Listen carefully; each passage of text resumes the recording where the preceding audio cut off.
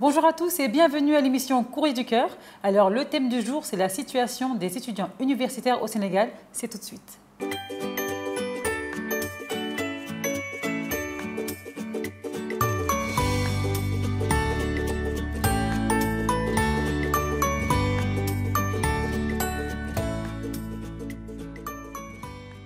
Bonjour à tous, messieurs, mes jeunes hommes. Bon, sauf Alassane, mais on sait que tu as 60 ans. Bienvenue sur le plateau de Courrier du Cœur. Momat. Bonjour. Nous sommes ravis donc de recevoir Manfal Ndao, étudiant en Master 2 en SVT. Bienvenue, Falou. Bonjour, Madame Koumba, la princesse. Voilà. Je me nomme Falou Ndao, je suis étudiant en Master 2 en SVT, sciences de la Terre à la FST, tout en étant le vice-président de l'amicale des étudiants. Très bien. Voilà, merci. Très bien. Alassane, bienvenue. Bonjour, cher ancien collègue étudiant. Je me rappelle de mes années à l'université, donc cher Anta Diop. Et bon, toujours les mêmes problèmes, toujours donc à jeter des pierres. Donc on espère qu'à partir de cette année, Inch'Allah, il n'y aura plus de jet de pierres. Ah oui, en plus sur la corniche où je vivais avant, carrément à côté de chez moi. Hein. Évitez mes maisons quand même, arrêtez. Hein. Alors, on va rentrer tout de suite dans le vif du sujet. Quelle est la problématique principale des étudiants? Ensuite, on va développer sur tous les problèmes que les étudiants universitaires ont au Sénégal. Donc, quelle est la première grosse problématique? En tout cas, c'est un problème qui est lancinant. Pour avoir été là-bas, donc j'ai été actif au niveau de l'université, j'ai été actif au niveau du département d'allemand, donc en ayant fait la maîtrise là-bas. Mais depuis 1999, on est sorti avec notre maîtrise, mais jusqu'à aujourd'hui, les problèmes demeurent. Le débat aussi, il faut le poser sur le plan aussi donc de l'offre pédagogique et aussi donc de tout ce qu'il y a comme moyen pédagogique. Ce n'est pas seulement les bourses, ce n'est pas seulement donc la restauration, mais il y a aussi l'offre pédagogique. Je me rappelle lorsque nous étions là-bas, donc les deuxièmes langues, tu ne peux pas être dans un amphi, tu as ton professeur, la salle est bondée jusqu'au niveau des escaliers et au dehors. Et tu as la chemise du professeur qui est comme s'il était dans une piscine. Et ça, c'était en 98-99. Bon, 2021. Aujourd'hui, on est en 2021. Et je pense que pour quelqu'un qui a vécu au campus, parce que nous, on a vécu les mêmes problèmes. Le fait qu'il y ait donc les GMI qui rentrent. Je logeais au 123I, donc, qui était dans l'ancien campus. Le 111I, on a jeté là-bas une lacrymogène. La chambre a pris feu. Moi, j'étais au 123. Nous étions avec des étudiants de deuxième, première année. Pratiquement une dizaine de personnes étaient dans ma chambre. On est ressortis, on a pu sortir de notre pavillon vers 20h, 20h30. Parce que jusqu'à cette heure-là, les GMI étaient en bas du pavillon. Donc les franchises universitaires, c'est un problème depuis toujours. Aujourd'hui, donc, il y a une offre. Aujourd'hui, je pense que l'actuel directeur du COUD aussi, c'est le seul qui a changé le visage donc, du campus. De 1999 à 2001. Donc personne ne pourrait penser à avoir cette esplanade, tout cela, les nouveaux pavillons, tout.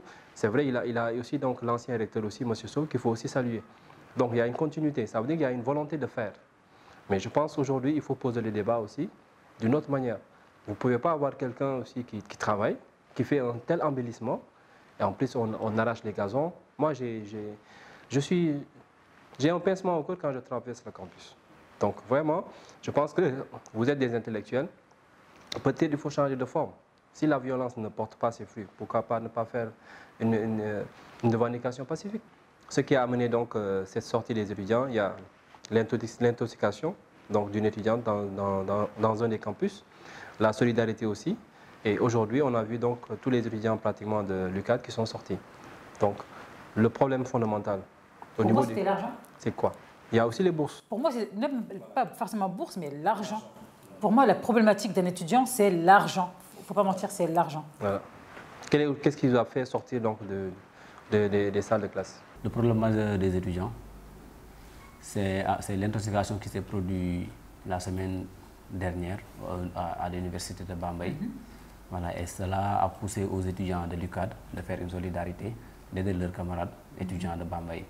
Voilà, parce qu'il y avait un étudiant qui a perdu la vie à cause d'une intoxication. Maintenant, bon, les étudiants de Bambey ont descendu sur le terrain et ont posé à l'autorité de voir la véracité de l'information, s'il s'agit d'une intoxication ou bien s'il s'agit d'une maladie.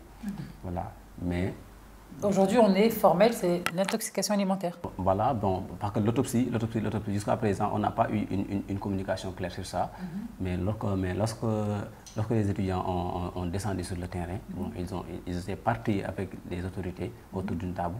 Bon, jusqu'à présent, moi, à mon niveau, je n'ai pas encore reçu l'information. Mais les autorités universitaires de Bambey ont donné une communication révélant que l'autopsie a montré que c'est une mort naturelle. C'est une mort. Mort naturelle?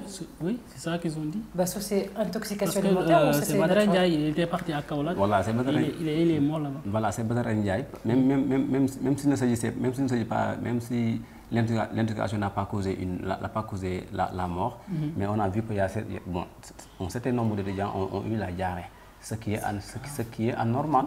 Même si l'intoxication n'a pas causé la mort, c'est-à-dire bon, la question estudiantine, voilà, ou bien le niveau de l'université actuellement au niveau d'hygiène, c'est zéro. Voilà, ça c'est inadmissible. Voilà, ça c'est inadmissible. Voilà. C'est ça, c'est la raison pour laquelle bon, nous, en tant qu'étudiants de l'UCAD, on a apporté du soutien aux confrères de Bambey. Voilà, parce que les autorités étatiques avaient prêté une oreille sourde. Voilà, une oreille sourde. Voilà. Donc du coup, bon, c'est la solidarité estudiantine qui nous a poussé à descendre sur le terrain pour manifester notre colère et pour soutenir nos camarades de Bambey. Voilà, c'est le problème majeur, c'est l'intoxication. Mais en cela s'ajoute aussi... Donc l'hygiène, le problème majeur, c'est vraiment l'hygiène au sein de l'entité. Voilà, il y a aussi d'autres causes parce que si vous suivez le communiqué que les étudiants ont sorti, il y avait la question des deux sections, parce qu'à l'université de Bambey, on nous dit qu'il y a une section unique là-bas. En plus, il y avait la coordination des étudiants, parce qu'on avait suspendu la coordination des étudiants de Bambey. Ce qui est anormal, parce que même quand vous voyez des moutons, bon, quand vous voyez des poules, il y a toujours quelqu'un qui dirige. Donc, quand on est dans une structure, quand on est dans un monde universitaire, nous ne pouvons pas concevoir qu'on n'aura pas une coordination des étudiants, c'est-à-dire qui réclament qui défendent les intérêts matériels et moraux des étudiants. Voilà, comme ici comme on l'a eu à l'université, on a un collectif des étudiants de l'UCAD qui regroupe toutes les différentes facultés, à savoir la faculté de droit, la faculté des sciences, et la faculté de FASEC et la faculté des lettres. Voilà, autour d'une coordination. Et cela ne s'est pas produit à l'université de Bambey. Ça fait partie des revendications. Voilà quoi, en grosso modo, le problème majeur des étudiants.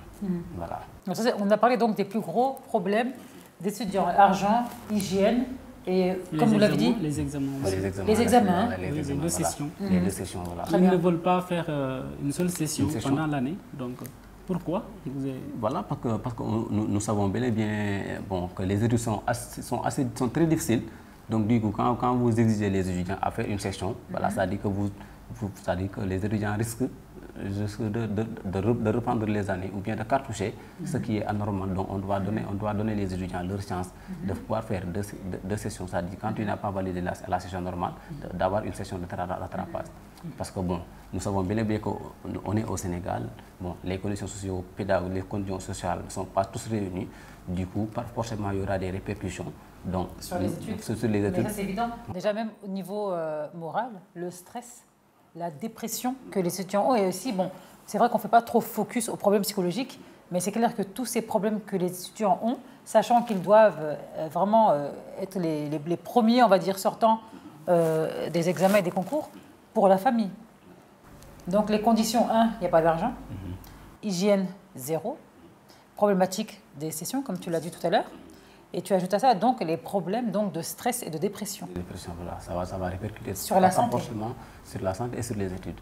Donc du coup, on est obligé d'avoir deux sessions au moins pour maximiser la chance des étudiants. Voilà quoi, en quelque sorte.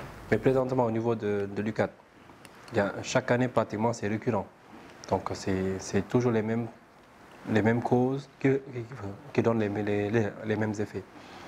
Aujourd'hui, quelle est l'offre que vous avez, par exemple, pour que plus jamais les étudiants ne sortent dans la rue? Parce qu'aujourd'hui, il y a la restauration. On sait qu'aussi, donc, selon les universités, il y a des différences de niveau. de niveau par rapport à la logistique. Ce qui est à l'UCAD n'est pas à Bambey, n'est pas donc à Saint-Louis et autres. Donc, est-ce qu'il ne s'agirait pas de faire un cadre unitaire pour pouvoir faire une même revendication, de l'inscrire au budget donc, pour les universités, que ça puisse passer à l'Assemblée, pour que véritablement qu'on aille vers un règlement total, ou bien qu'on soit dans une phase de règlement total de problèmes de l'université. Parce que ce qui s'est passé, c'est vrai qu'on peut dire que c'est légitime, c'est la solidarité estudiantine, mais un travail a été fait, après, on est en train de saccager.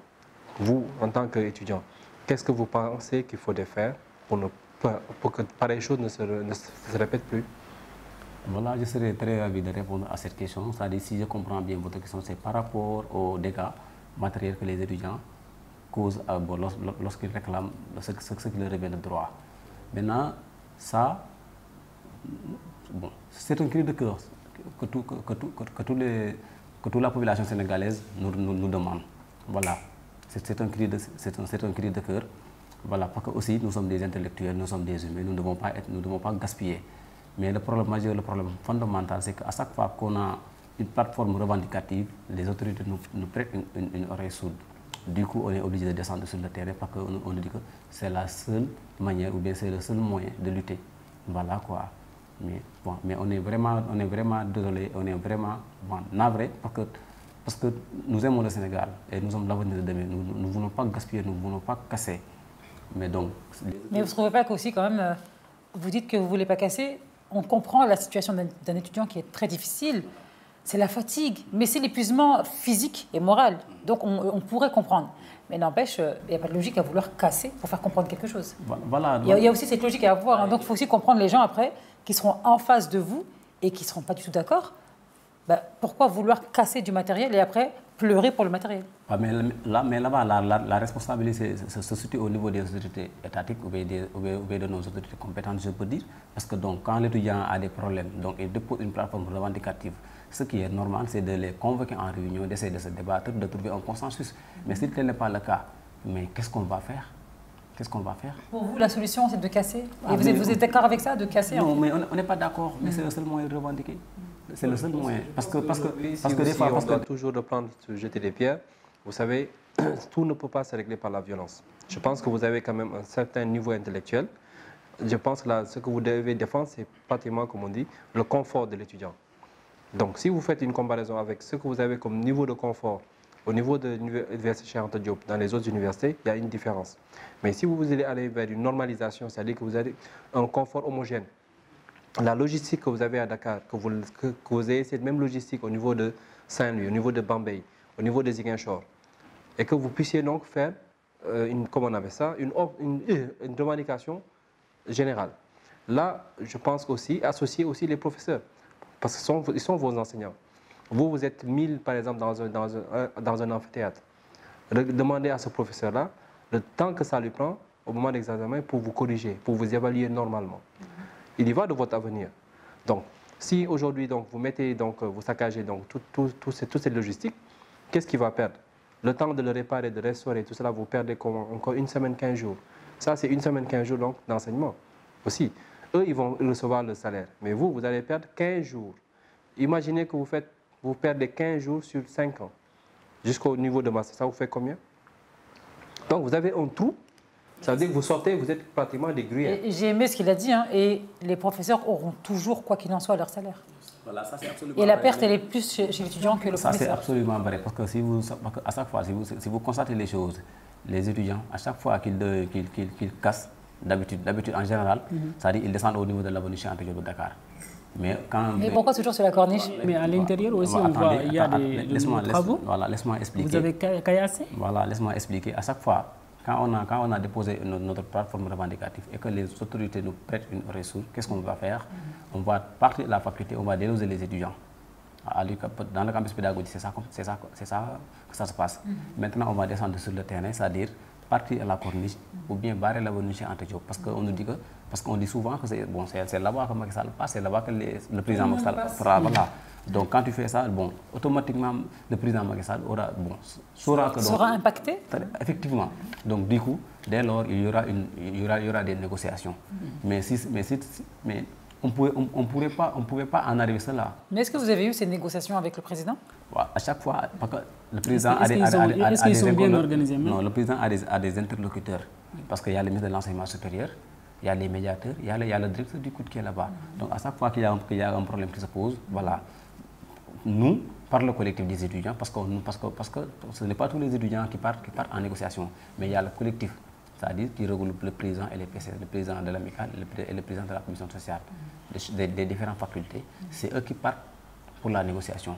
Maintenant, au retour, ils vont nous informer. C'est ça que ça se passe. C'est-à-dire on ne s'adresse pas à la parole directement au président Macky Sall, mais aux interlocuteurs et aux médiateurs.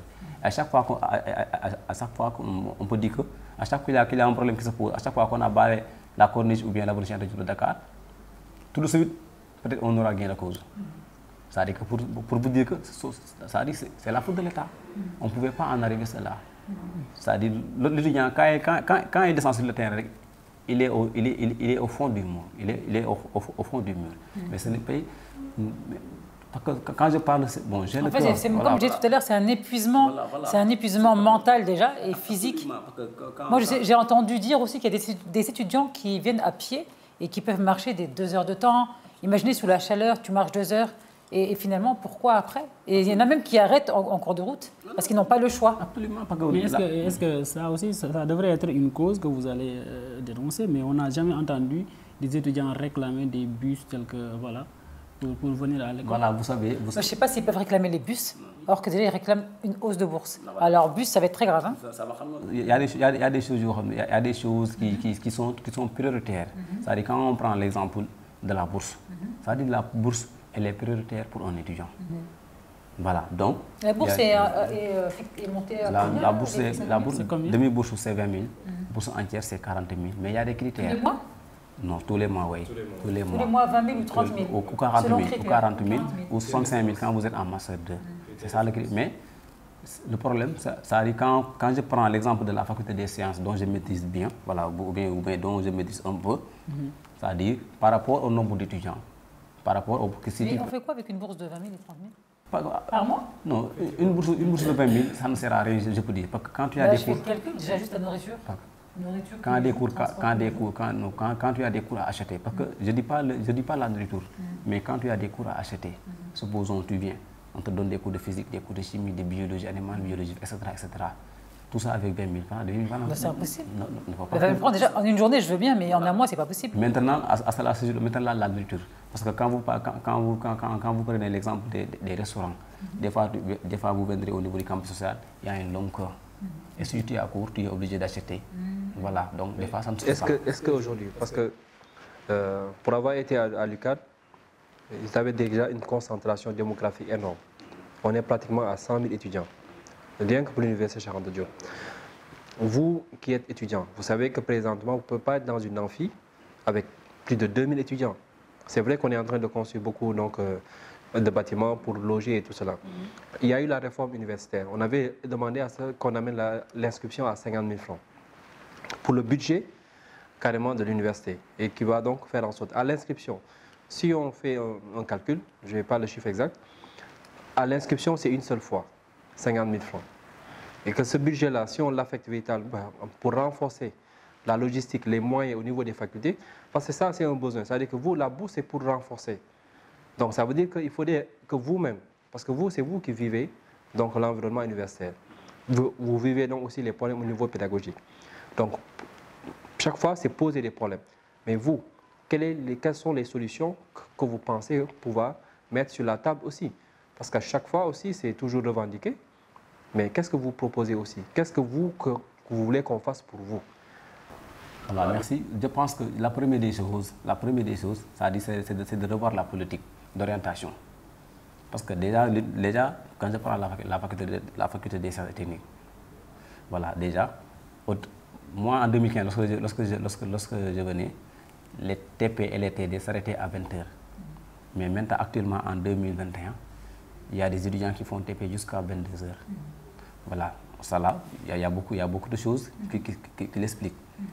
On a le manque de corps professoral, le manque de salle de TP et de salle de TD.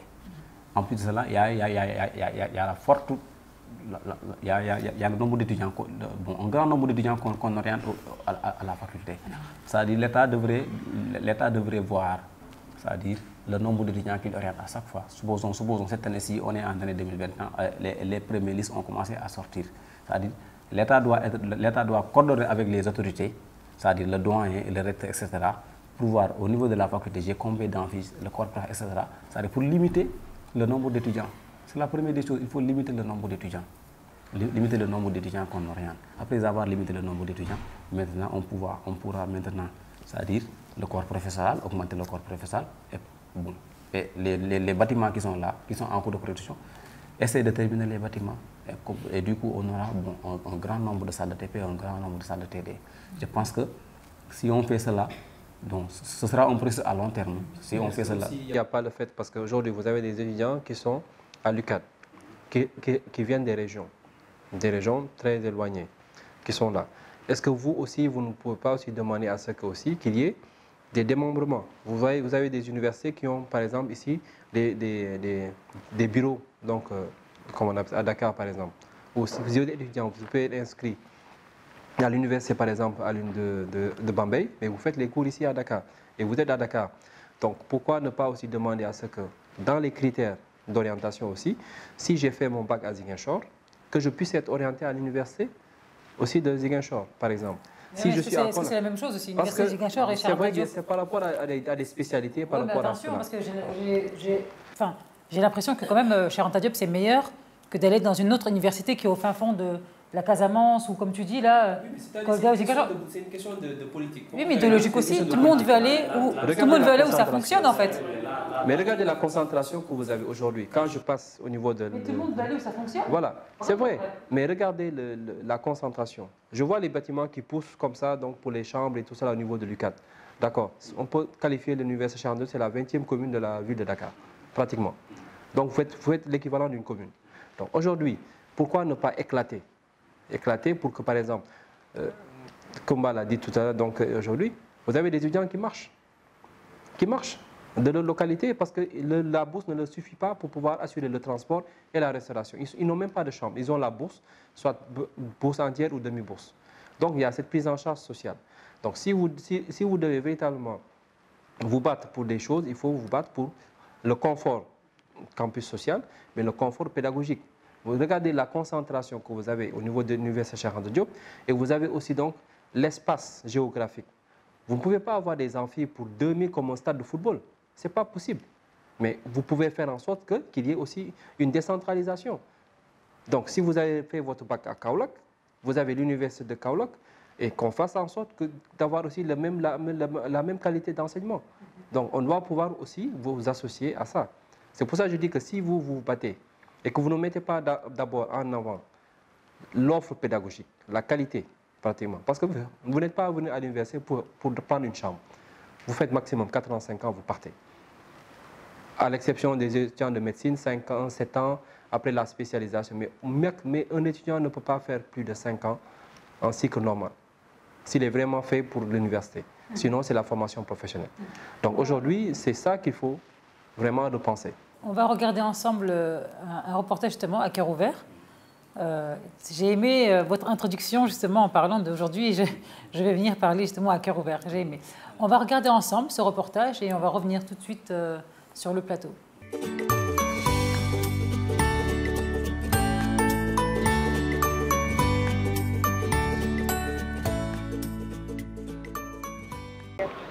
Bon, disons que la vie des étudiants, elle est un peu précaire. Parce que si nous prenons les deux volets qui concernent les étudiants, à savoir le volet pédagogique comme le volet social, je dirais qu'il y a des réformes qui sont en train d'être établies. Il y a beaucoup de réformes qui sont en train d'être établies. Mais n'empêche qu'il y a beaucoup de failles aussi. Parce que déjà, si nous prenons le côté social, je dirais ici à l'université, Cheikh Anta Diop, là où je suis, il y a plus d'étudiants que de sièges sociaux, là où ils pourraient loger, là où ils pourraient crècher. Et il y en a beaucoup que je connais qui n'ont pas de logement et qui n'ont même pas de parents ici au Sénégal, ici au Dakar, et qui peinent concernant ce point. Et ça déstabilise le santé mental. ça pourra pas les aider à bien cheminer leur cursus universitaire. Et concernant aussi le volet pédagogique, nous pourrons dire que avec tous les problèmes qui se posent d'année en année, nous constatons la session unique qui les perturbe encore davantage. Et ces deux volets-là n'encouragent pas l'évolution des étudiants dans les universités. À cela, je peux dire quelques mots. Je peux juste dire quelques mots parce que aujourd'hui, nous notons que la politique est en train de gangréner en quelque sorte le travail. Si je peux m'exprimer ainsi, pour ne pas dire que tout ce qu'ils font est politisé. Mais on a noté des infrastructures qui sont toutes neuves, qu'ils sont en train de réaliser, parlant du gouvernement bien sûr. À cela, on ne peut que saluer aussi. Mais ce qu'il y a à faire aussi, c'est au niveau du campus pédagogique. C'est là où il y a du travail à faire. Quant au campus social, le constat est unanime, on le voit tous. On le voit chaque jour. Il fait de son mieux et il est toujours là à la recherche de la perfection. C'est bon. Juste que je dirais que dans nos universités, il faut que la méthode dont nous faisons la grève change. Avant d'aller en grève et de lancer des pierres à travers l'avenue Cheikh Anta Diop, on devrait essayer de prôner le dialogue dans un premier temps. Essayer de faire de sorte que les policiers n'entrent pas dans le camp social. Que nous ne leur donnons pas l'exemple, l'opportunité de tirer sur nous à bout portant.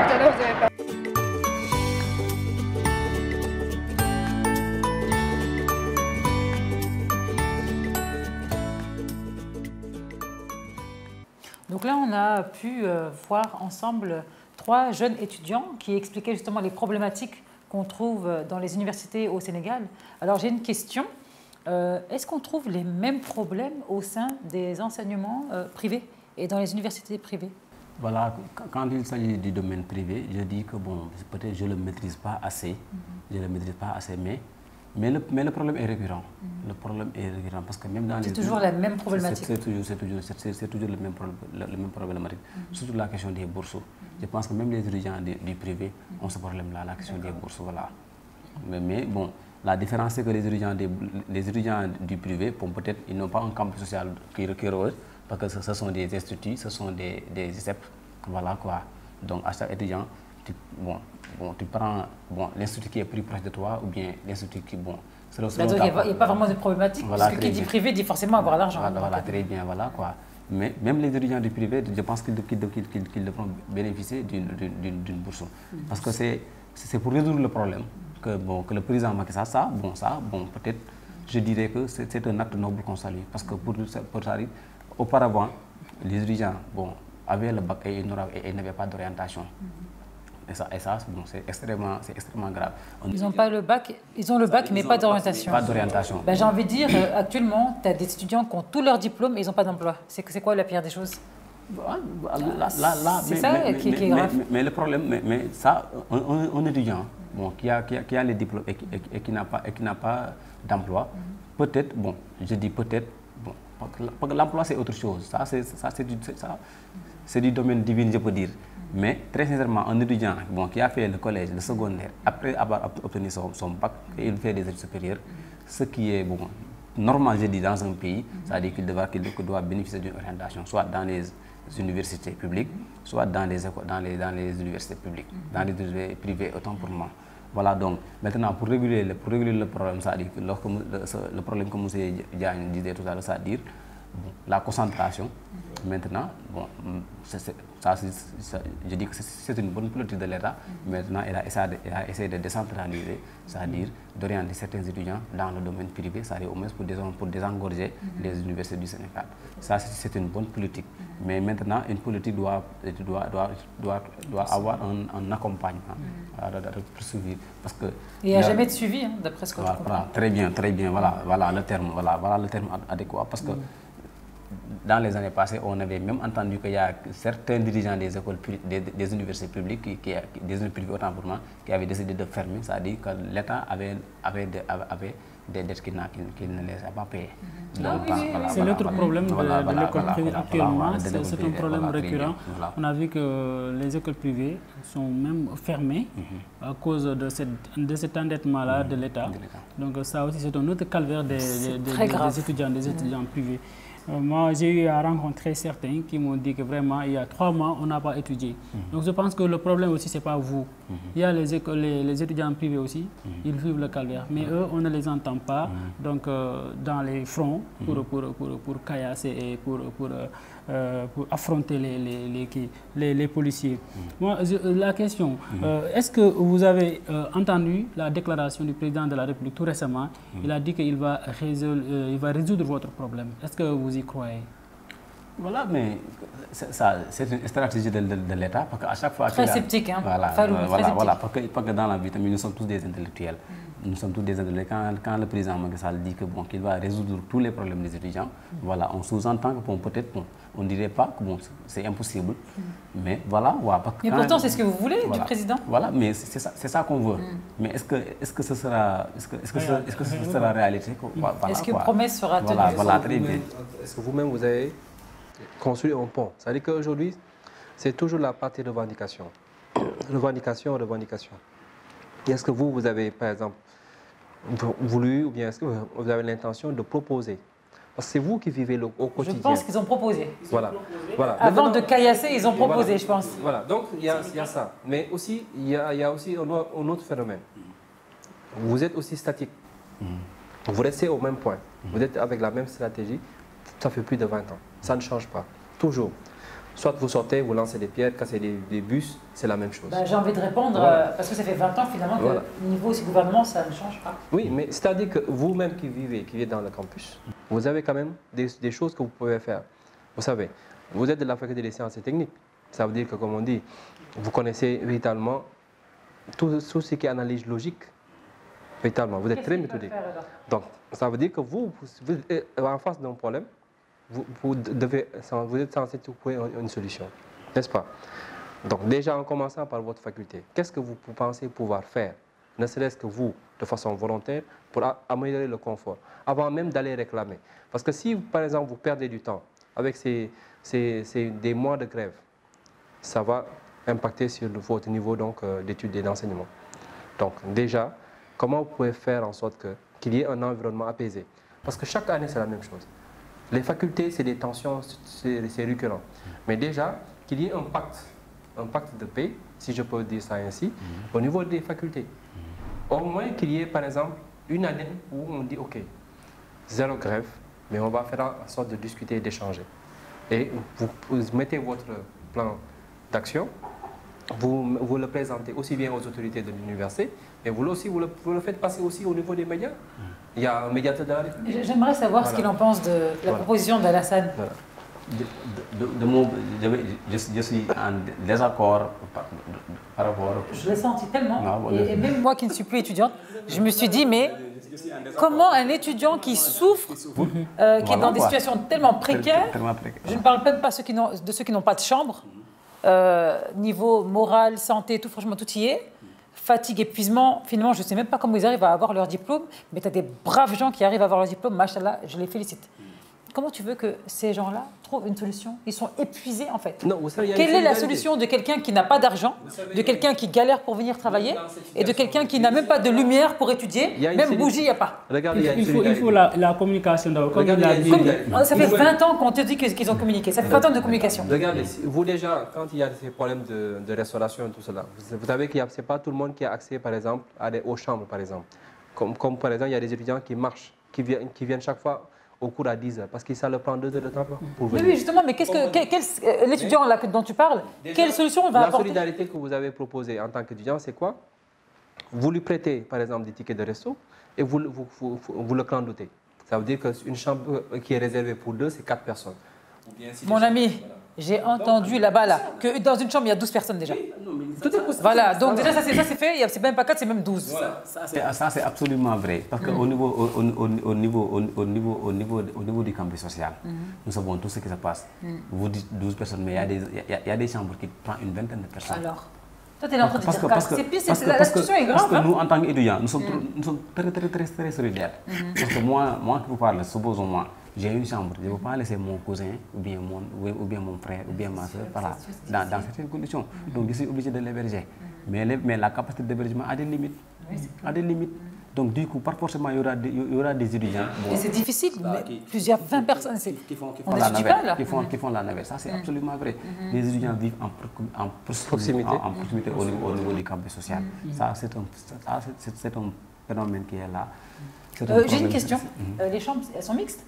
Non, il y a des chambres, c'est les chambres pour les garçons et il y a le campus social pour les jeunes, pour les étudiantes. Voilà. Pour les filles. Voilà quoi. Mais au moins cette année-ci, on a fait des réformes, c'est-à-dire au moins pour augmenter la capacité d'hébergement. Comment? C'est-à-dire on a augmenté le quota pédagogique. C'est-à-dire tout au début, dans les années précédentes, on a augmenté le quota social. Maintenant, cette année-ci, on a fait le contraire, on a augmenté le quota pédagogique, c'est-à-dire pour permettre au moins les étudiants qui ont au moins jusqu'à une moyenne de 12 ou de 11 de codifier. Ça dit très bien. C'est-à-dire tout au début, dans une amicale, il y a une commission qu'on appelle la commission sociale. C'est-à-dire, en grande partie, on donnait le quota à la commission sociale. Parce que c'est lui, comme le président de la commission sociale, il est un étudiant, il est pour des étudiants, peut-être il va loger les étudiants. Maintenant, mais cette année-ci, on dit que on va peut-être faire l'inverse pour voir ce que ça a donné. On a augmenté le quota pédagogique, c'est-à-dire de 30% à 70% au moins. Mais donc on peut dire que c'est satisfaisant parce que la majeure partie des étudiants, je ne dis pas la majeure partie, un grand nombre d'étudiants ont logé et tout ensemble, il y a un quota qui est réservé pour les cas sociaux. Donc c'est une politique qu'on essaie d'essorer au niveau des campus ou bien au niveau de l'université à sa globalité, au moins pour augmenter la capacité d'hébergement. Vous êtes vice-président donc de l'amicale, n'est-ce pas? Donc ça veut dire que vous êtes censé savoir, de la première année jusqu'à votre niveau, donc Master 2, vous êtes censé savoir le nombre d'étudiants de la faculté. Et le rôle de l'amicale aussi, je pense, c'est de répondre aussi à la demande sociale et aussi à la demande pédagogique aussi des étudiants. Ça veut dire que vous devez être en mesure que si la commission sociale qui est au niveau du COUD, donc vous pouvez alimenter ces informations. Ça veut dire que vous devez savoir quels sont les étudiants qui quittent trop loin, tout cela. Vous avez parlé de la réforme. On a mis en exemple l'excellence. Moyenne de 12, vous pouvez prétendre à une chambre, n'est-ce pas? Mais vous, votre rôle en tant qu'amical, c'est que vous défendez les intérêts. Mais est-ce que vous avez bien identifié les profils des étudiants qui sont dans votre faculté? Quels sont dans comment on appelle ça? La situation sociale, déjà des étudiants au niveau de votre faculté simplement. Vous comprenez? Voilà, au niveau de notre faculté, on a une amicale bien structurée parce qu'il y a différentes commissions.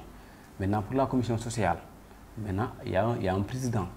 Maintenant, nous, on ne pourra pas distinguer tel étudiant ou bien tel étudiant est un camp social. Mais l'étudiant qui sait qu'il est un camp social, il doit se rapprocher au niveau de la commission, au niveau du président de la commission pour lui expliquer sa situation. Et dès lors, le président pourra faire quelque chose pour lui. Voilà, c'est comme ça que ça se passe, mais on ne pourra pas répertorier que tel étudiant est très difficile de recenser, c'est très difficile. Maintenant, dès lors qu'on a une commission sociale dirigée par un président, maintenant l'étudiant qui n'a pas bénéficié, soit d'une chambre, je ne dis pas d'une chambre, mais d'un lit, parce qu'on dit souvent lit, on dit chambre, mais dans une chambre, soit il y a des chambres de 4 lits, des chambres de 2 lits, ou des chambres de 6 lits. Voilà, l'étudiant qui n'a pas de lit, ou bien qui n'a pas de chambre, il doit se référer au niveau du président de la commission sociale pour lui expliquer son cas. Et là, si le président de la commission sociale peut faire quelque chose pour lui, il n'a qu'à l'aider parce qu'on est là pour les étudiants. Et très sincèrement parler, Je salue le PSS de passage à Luchor, bon, donc il fait un travail extraordinaire au niveau de la demande sociale. C'est comme ça que ça se passe, mais on ne pourra pas répertorier que, parce que déjà à la faculté, bon, on a le département de mathématiques, le département de physique, le département de SVT, etc., etc.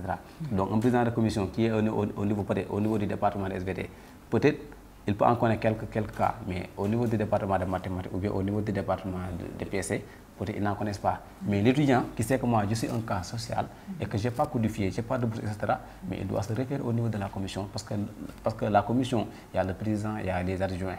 Donc si vous n'avez pas accès au niveau de... Et je vous dis que le président de la commission sociale, il est accessible parce qu'il habite au niveau du campus social, son numéro partout, son numéro de chambre, donc, les étudiants le connaissent. Donc si je suis très bien. Donc c'est une commission qui est ouverte. Donc un étudiant qui a des problèmes, il n'a qu'à se référer au niveau du président de la commission sociale. C'est même dans le domaine pédagogique. On a un président de la commission pédagogique. Si l'étudiant a des problèmes, etc., il va se référer au niveau du président de la commission pédagogique. Maintenant, le président de la commission pédagogique, donc, il est dans l'obligation de discuter avec le doyen ici quand il s'agit des domaines administratifs ou bien de discuter avec le professeur. Maintenant, si toutefois, ces ensembles de problèmes-là, le doyen ne parvient pas à aller, parce qu'il y a des problèmes, peut-être on le soumet au doyen, mais le doyen va le soumettre au recteur, le recteur au ministre de l'enseignement supérieur, et le ministre de l'enseignement supérieur au niveau de la présidence. C'est hiérarchique. Oui, il y a un processus très bien, très long, voilà. Mais il y a des problèmes qui peuvent se régler au niveau de la faculté. Là, très sincèrement parlé aussi, le doyen il est accessible. À chaque fois, il écoute les étudiants. On les salue de passage. Mais quand il s'agit des domaines, c'est au niveau de la présidence. C'est là-bas que ça bloque. C'est là-bas que ça blesse. On va regarder ensemble quelques micro-trottoirs de personnes où on a posé quelques petites questions. Qu'est-ce qu'ils pensent justement de cette situation qui est extrêmement difficile, je dirais, des étudiants au Sénégal? C'est tout de suite.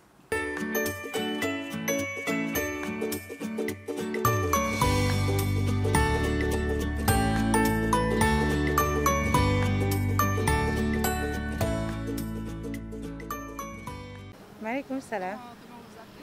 Thérèse. Ouais. Comment trouvez-vous la situation des étudiants? La situation c'est un peu difficile actuellement, surtout actuellement, parce qu'à cause de tout ce qui est passé couramment, donc c'est un peu difficile.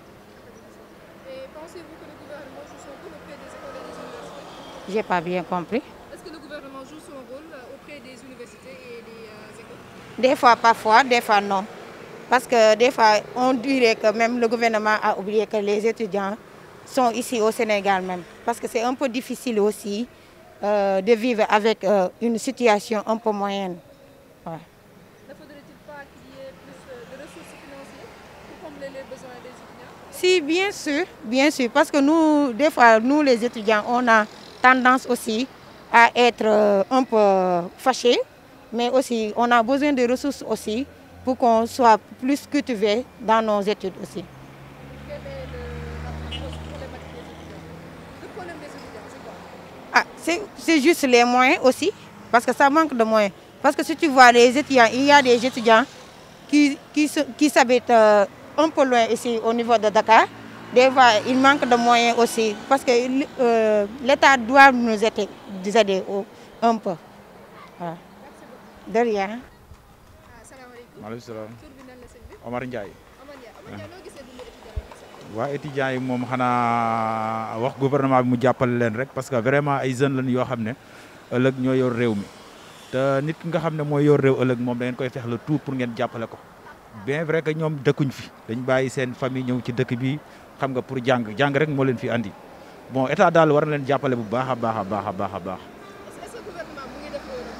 Bon, mo ngi def lu man nit gouvernement moom lu man rek lay def leneen lu man rek lay def mais boy it bon ñoom jàng moo leen andi si Dakar bu doon jàng bi duñ fi ñëw bon bien vrai que université métti na mais bon njàng bi état bi daal na ci dugal loxoom bu baax a baax gën leen jàppale quoi.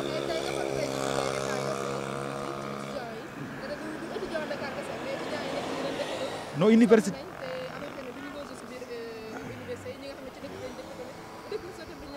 waa université yi moom bon état mu ngi ciy dugal loxoom mais bien vrai que xëy na dafa des gën ko yokku rek gën leen jàppale bu baax a baax a baax a baax daal moom laa gis quoi pour man moom laa gis nañ leen jàppale bu baax. bon problème yi moom du jeex université moom nii lay demee tout le jour mais daal état bu leen gënee jàppale daal dina baax trop quoi dina baax dina baax baax a baax jërëjëf jërëjëf.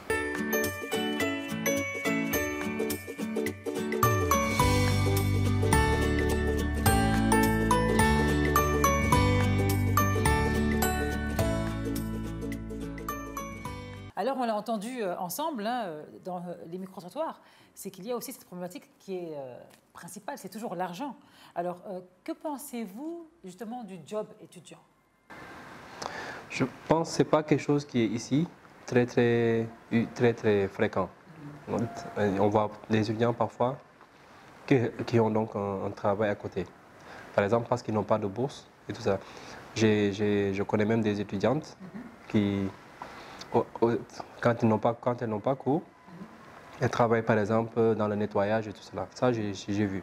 Donc, on a eu une femme de charge à la maison. Mais si je vous dis qu'elle a un bac plus 3... Ben oui, mais ça arrive, c'est pourquoi? Oui, donc pour dire que ce n'est pas quelque chose... Ils ont pratiquement tous un job à côté, donc, en fait. C'est ça. Donc aujourd'hui, je pense que c'est un peu cette culture qu'on doit essayer un peu donc, de vulgariser. Là où il y a la possibilité d'avoir... Mais je crois que peut-être dans quel monde? Il y a beaucoup d'étudiants qui travaillent à côté?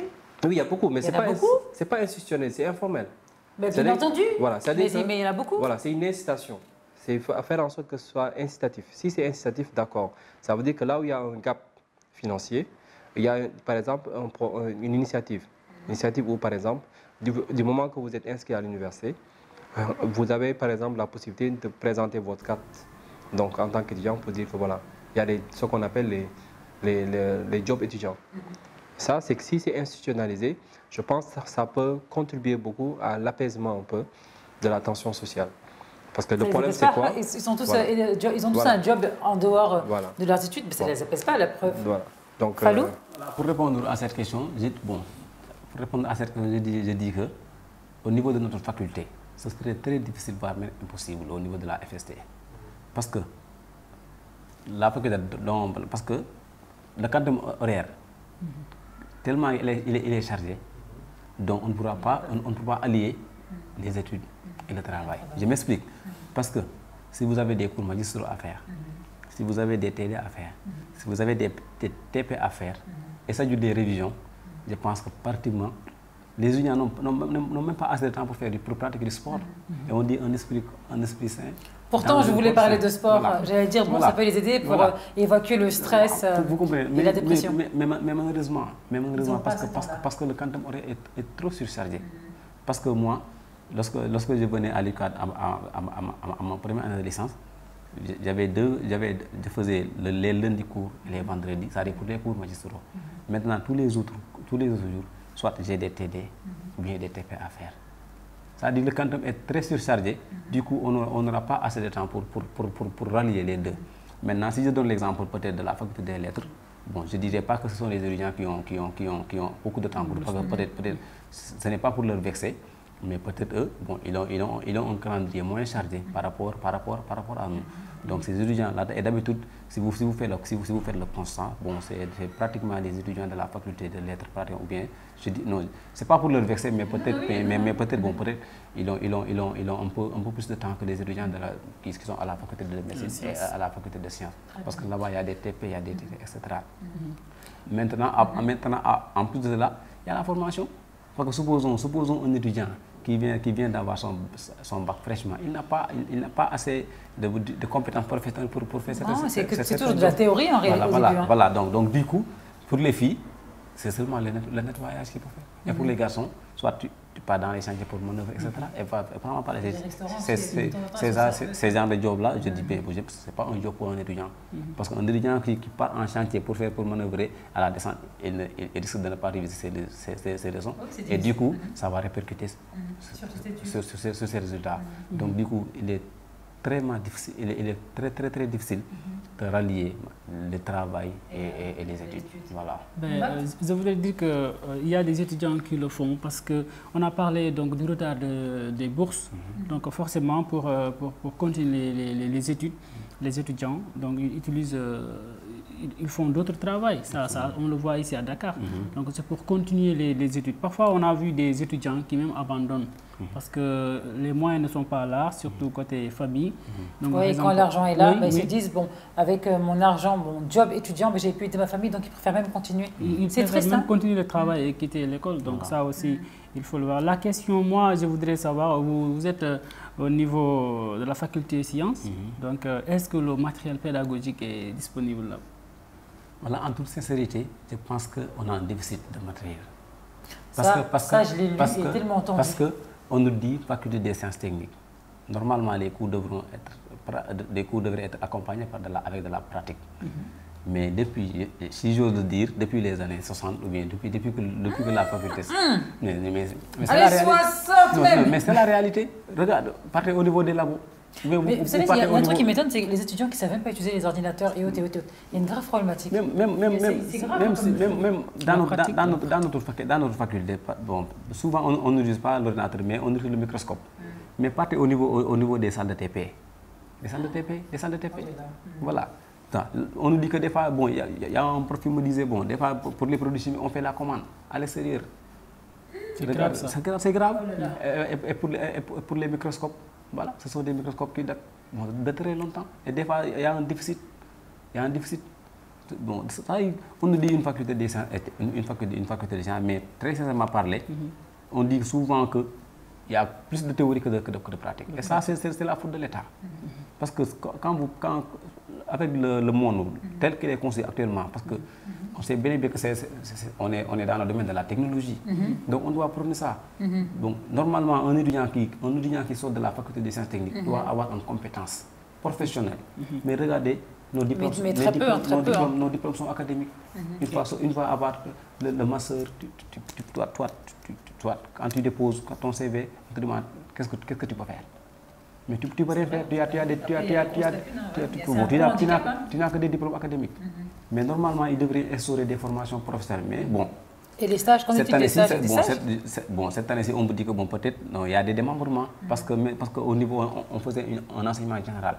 Maintenant, avec les instituts, parce qu'il y a des instituts, il y a des licences pro, bon, maintenant, au niveau de la première année, il y a des étudiants, soit ils se spécialisent sur le domaine agricole ou bien etc. C'est une politique qui vient d'être instaurée au niveau de la faculté. Bon, on encourage les professeurs, on encourage les chefs de département. Mais ce n'est pas suffisant d'après si je te comprends bien. Voilà, c'est pas suffisant. L'État a commencé à vraiment faire la promotion des sciences et techniques. Je vais défendre aussi les littéraires. Parce que je pense que si on n'a pas, aussi, comme on dit, un bon niveau de langue, si on ne maîtrise pas un énoncé donc, véritablement en français, on ne peut pas donc... Je vais commencer. Il faut que Alassane épargne-nous le Wolof. Voilà. Hein. Il va encore dire oui, il faut qu'on mette le Wolof, il faut qu'on parle Wolof. S'il te plaît, ce n'est pas le sujet aujourd'hui. Aujourd'hui, c'est véritablement donc, de dire que si on doit aussi faire la promotion des sciences et techniques, il faut aussi y mettre les ressources qu'il faut. Mais il faudrait aussi donc mettre la base. Et la base, c'est aussi donc faire aussi une bonne formation au niveau aussi donc langue. Parce qu'aujourd'hui, je pense que vous êtes des scientifiques. Je pense que les plus grandes revues ou bien scientifiques ne sont même pas en français, c'est en anglais. Donc, n'est-ce pas? Et je pense que, voilà. Donc vous n'avez pas, par exemple, de la première année jusqu'au master, l'anglais, déjà.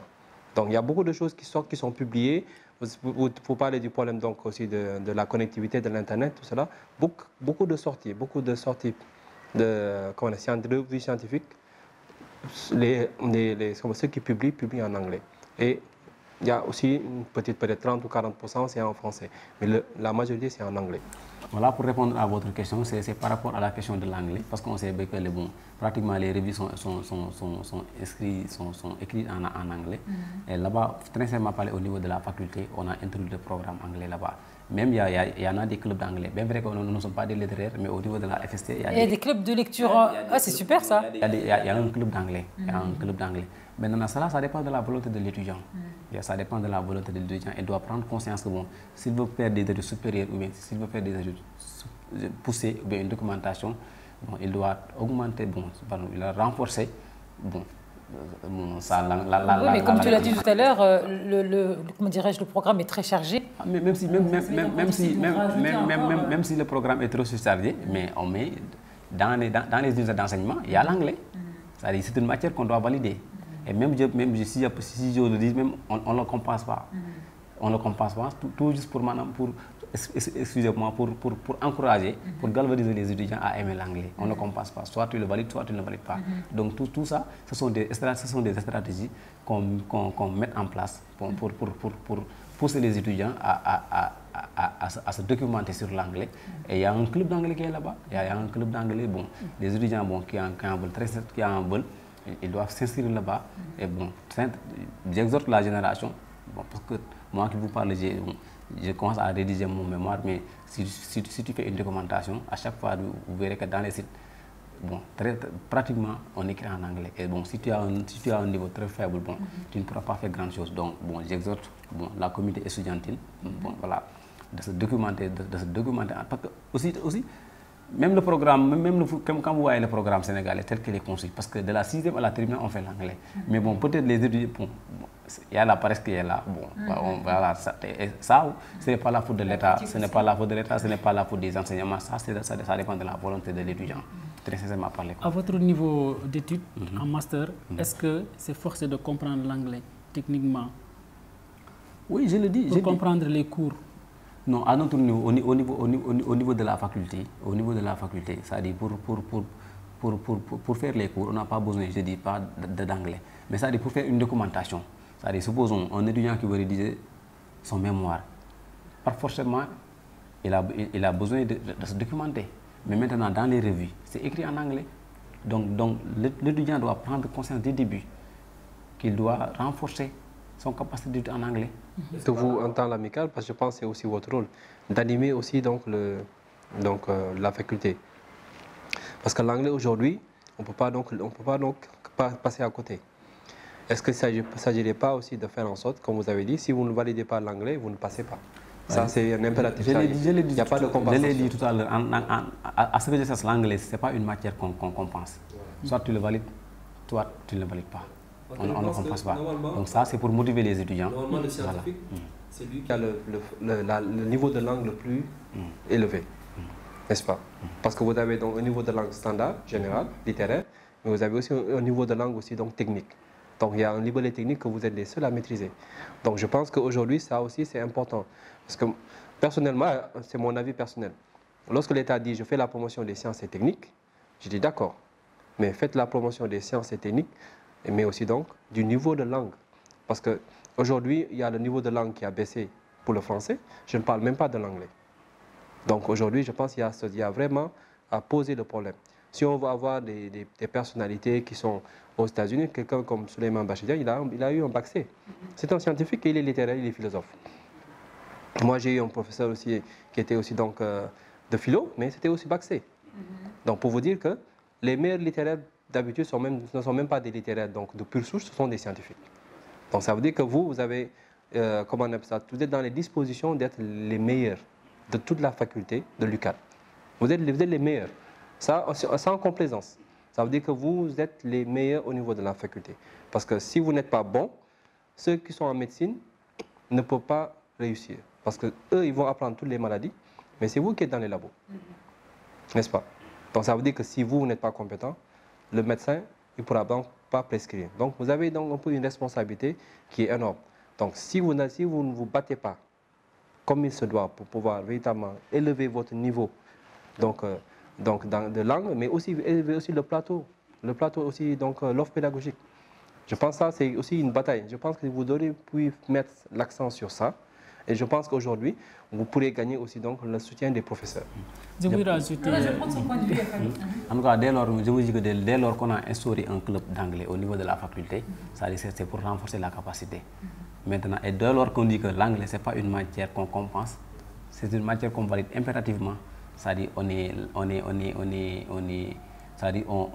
on galvanise l'étudiant, on encourage l'étudiant à aimer l'anglais. Parce que moi, qui vous parle, j'avais un ami, Mais les cours d'anglais qu'on lui donne à la faculté ne lui suffisaient pas. Mais il a obligé de payer au niveau du British.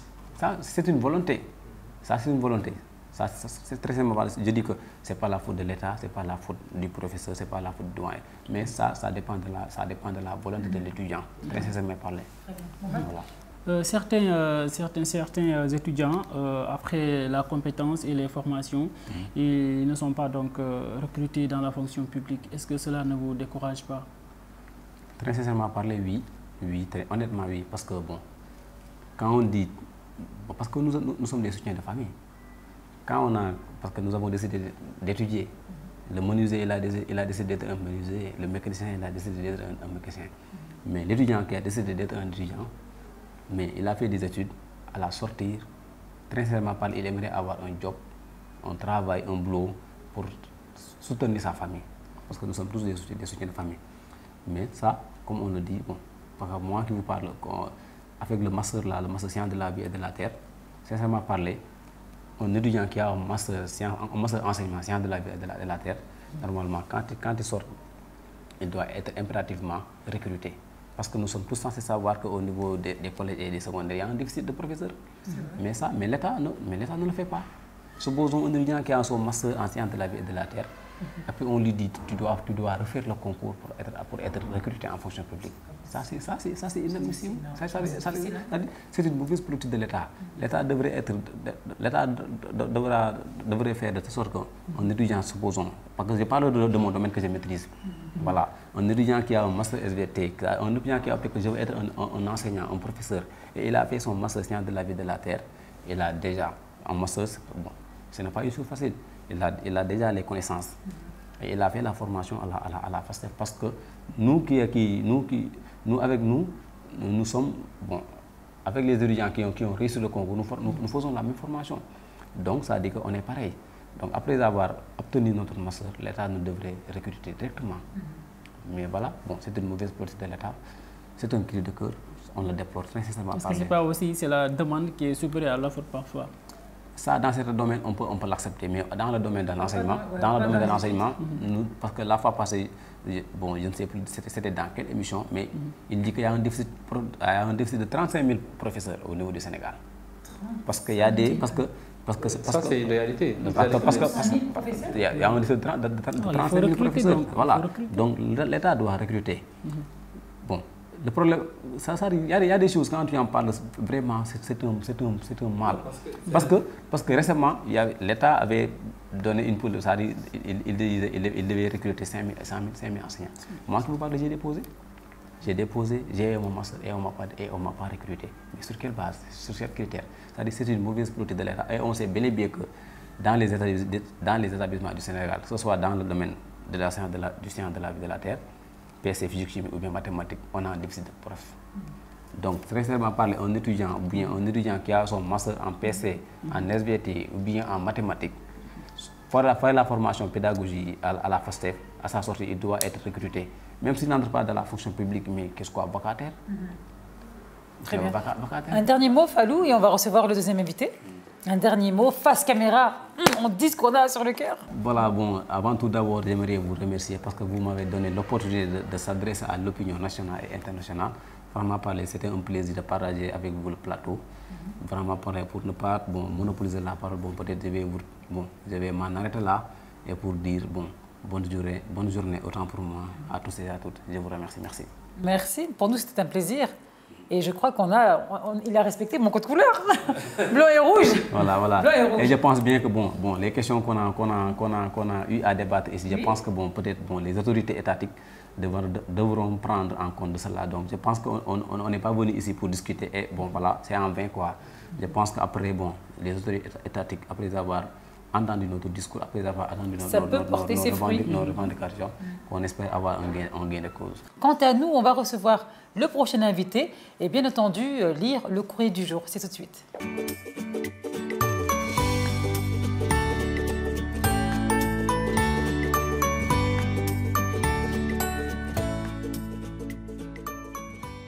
De retour sur le plateau de Courrier du Cœur, nous allons donc accueillir ensemble le deuxième invité, Hassan Ndao, qui est aussi étudiant. Donc bienvenue sur le plateau. Bonsoir à tous et à tous. Je m'appelle Hassan Ndao. Je suis un étudiant de la licence 3 en physique, chimie et sciences de la matière de la faculté des sciences et techniques de l'Université Anta Diop de Dakar. Merci Hassan. Bienvenue dans notre émission Courrier du Cœur. Oui, merci beaucoup. Je pense que le plaisir est partagé. C'est à moi de vous remercier. Mais également, je remercie à tous les étudiants de la faculté des sciences et techniques, ainsi mes camarades délégués, et aussi tous les étudiants de l'Université Anta Diop de Dakar. Donc, on revient un peu sur la problématique. Qu'est-ce qui fait véritablement les problèmes récurrents au niveau de l'Université Cheikh Anta Diop de Dakar pour que chaque année, les étudiants sont dehors? Les plus récurrents sont les problèmes de logement et les problèmes de restauration. Parce qu'aujourd'hui, la question débattue est d'ordre social. Parce que ces dernières semaines, on a constaté qu'un de nos camarades étudiants du nom d'Aline Badere Ndiaye, qui a été subi une intoxication dans les restaurants. Ce qui est grave d'ailleurs. Et cette intoxication l'a permis même de perdre sa vie. Donc nous, en tant que camarades étudiants, nous manifestons toutes nos complaisances à nos camarades étudiants de Bambey et nous appelons l'autorité à ce que les restaurants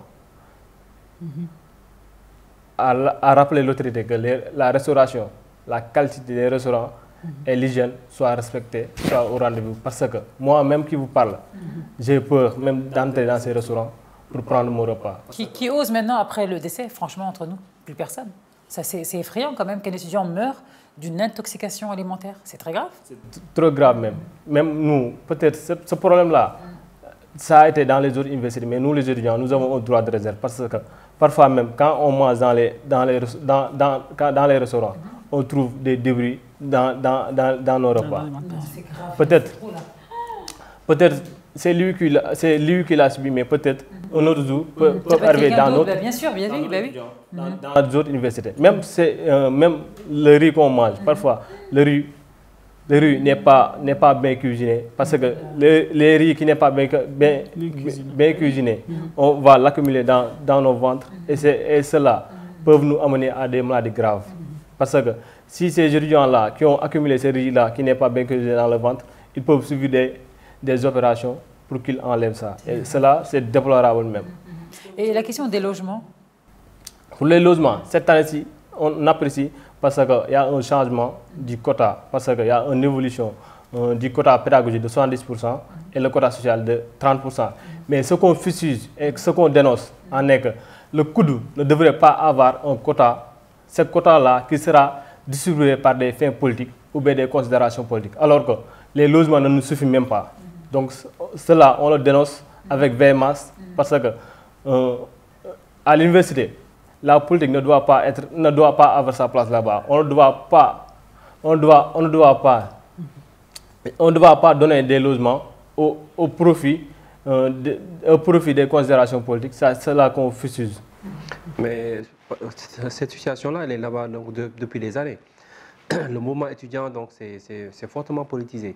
Donc, selon les tendances, selon donc, le régime en place, il y a beaucoup. C'est vraiment le terreau pour des conflits politiques.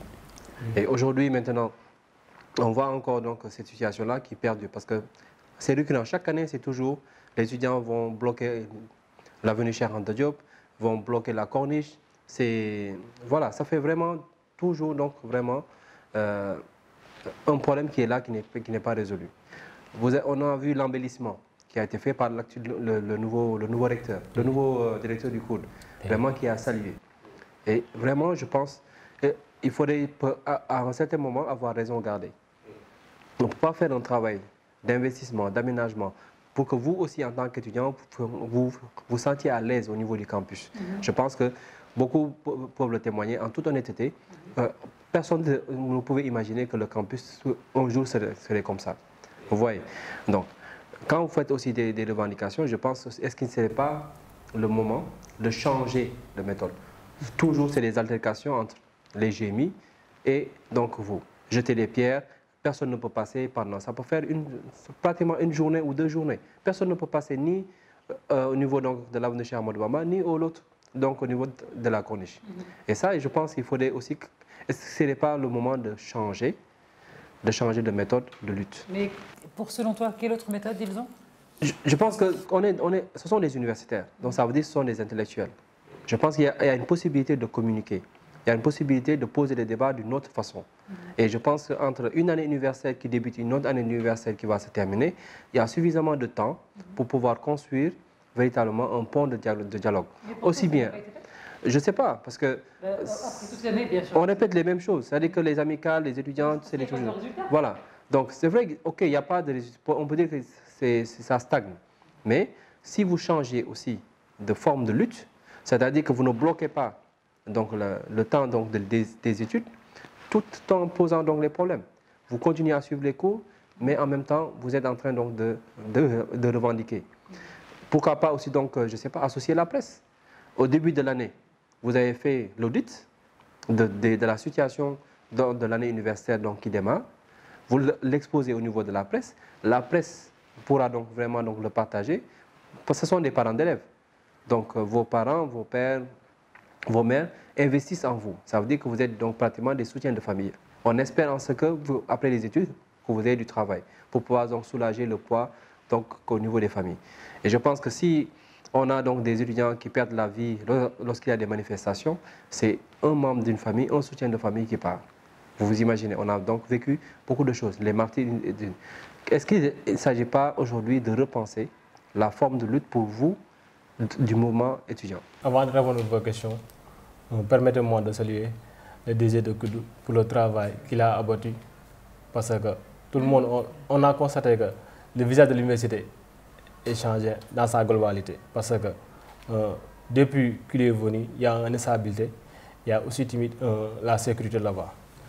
Pour répondre à votre question, je vais vous dire que, monsieur, nous les étudiants, on n'acceptera jamais qu'on nous met dans cette carcan, qu'on est violent, on ne l'accepte pas. Nous, on ne fait pas la violence. Avant de partir en grève, on sort des communiqués pour alerter l'opinion nationale. Mais l'autorité, parfois, il est sourd. Mais aussi, on déplore également les policiers parce que quand on sort dans les rues pour manifester, les policiers nous jettent des lacrymogènes. Et nous, les étudiants, on ne l'acceptera jamais que les policiers nous jettent des lacrymogènes avec des mains vides. C'est pourquoi on retourne au niveau du camp social pour lancer des pierres. Mais on ne provoque pas la violence. Nous sommes des intellectuels. Nous sommes l'avenir de ce pays. Donc, pourquoi prôner de la violence? On ne le fait pas. D'où la possibilité de changer de méthode. Parce qu'à chaque fois, c'est toujours les jets de pierre. Privilégier donc aussi la réflexion aussi. Comme j'ai dit, comme c'est juste une réflexion qui est ouverte. Vous devez débuter une année. Vous avez vécu des problèmes l'année antérieure. Avant de débuter une nouvelle année universitaire, de poser le débat, d'inviter la presse, peut-être pas d'organiser, je ne sais pas, une sorte de forum, où vous avez même la présence du ministre, le recteur, les facultés, les syndicalistes, les professeurs aussi, parce qu'eux aussi ils sont concernés. Des histoires rocambolesques se passent au niveau de l'université Cheikh Anta Diop. Vous imaginez. Vous êtes étudiant. Vous avez un nombre exorbitant d'étudiants. Le professeur ne peut pas corriger avec toute la concentration qu'il faut, par exemple 2000 copies. Vous êtes parmi les deux facultés privilégiées, la faculté de médecine et la faculté des sciences. Ça veut dire que vous avez le moins d'effectifs là-bas. Les autres facultés où il y a une pléthore d'étudiants, vous imaginez un professeur corriger 2000 copies, donc en sciences juridiques par exemple, avec tout le laïus à faire, ou bien en lettres. Donc, on vous donne une dissertation, vous allez faire 2, 3, 4, 5 pages. Est-ce qu'un professeur normal peut corriger 1000 copies de 5 feuilles? Vous voyez? Donc, ça veut dire qu'aujourd'hui, il faut poser peut-être le problème d'une autre manière. S'il faut recruter, je ne sais pas encore, des étudiants donc, qui ont déjà le doctorat, peut-être renforcer l'équipe pédagogique, ça peut être une piste. Aussi, l'administration. Parce que, pourquoi on pose ces questions? Parce que nous avons fait aussi l'université. La gestion même de l'effectif d'étudiants dans l'administration. Vous êtes dans une faculté qui, je le dis encore, privilégiée. Le nombre d'étudiants n'est pas aussi exorbitant que dans les autres facultés. Mais est-ce que l'effectif administratif est suffisant pour gérer tous les étudiants au niveau de votre faculté? Ça aussi, ce sont des choses. Donc, et l'amicale aussi joue un rôle. L'amicale joue un rôle d'animation et d'apaisement, n'est-ce pas? Donc je pense qu'il faudrait peut-être repenser la forme de lutte pour nous éviter, nous en tant que population, je vais dire donc on peut dire innocente, chaque fois c'est une journée, parce que c'est de l'argent que perd le pays. Vous vous imaginez, 2 jours, donc personne ne peut passer sur les 2 routes donc, principales, c'est de l'argent. Vous avez un rendez-vous, vous contournez, vous êtes en retard. Vous avez peut-être perdu un marché. C'est des conséquences. Ça veut dire que vos grèves ont un poids économique sur le pays. Et ça fait plus de 20 ans que ça dure comme ça. Mais on n'a pas fait une évaluation pour savoir quel est donc l'impact des grèves donc, de l'Université Cheikh Anta Diop, particulièrement sur l'économie du pays. Alors, Hassan, je te propose, avant la réponse du second à Alassane, de passer quand même au courrier du jour. On va prendre le point de vue aussi d'un étudiant qui explique ses problématiques. C'est tout de suite.